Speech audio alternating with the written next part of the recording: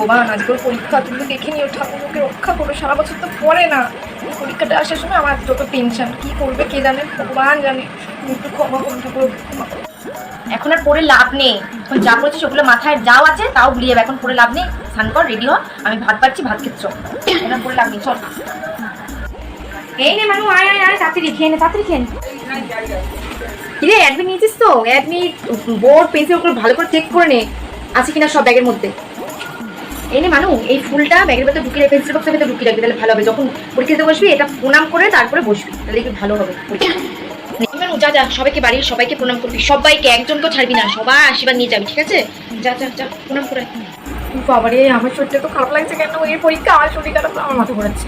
জানি কেমন করবো, বাবারে বাবা, আমি কি মাথা ঘোরাচ্ছে। হ্যাঁ আসছি আসছি। হ্যাঁ রে, তো সিলেবাস কমপ্লিট হয়েছে? কি জানি বাবা কি করবে এরা, সারা বছর তো ফোন নিয়ে পড়ে থেকে, ফোনটা যবে থেকে এসছে বাচ্চাগুলোর মাথা খেয়ে নিয়েছে, সারা বছর ফোন নিয়ে ঘেটে ঘেটে ঘেটে মাথা নষ্ট করে, আর পরীক্ষার সময় যত টেনশন। জানি না বাবা আমার কি হবে না হবে, ভালো লাগছে না। শোনো, ভালো করে মন দিয়ে আগে পেপারটা দেখবে, কোয়েশ্চেন পেপারটা দেখবে, তারপরে লেখা শুরু করবে, কেমন?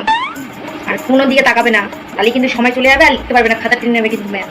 আর হ্যাঁ, কাউকে যে খাতা দেখতে দেবে না, ঠিক আছে? খাতাটা ভালো করে মুড়ে তারপরে পরের পেজে যাবে। কেউ জানি খাতা দেখতে না পারে, তাহলে কিন্তু তোমার অ্যান্সার ও লিখে নেবে, ও তোমার থেকে এগিয়ে যাবে। মনে থাকবে তো? Good girl. হ্যাঁ মানু, গাড়ি চলে এসেছে, তাড়াতাড়ি তাড়াতাড়ি।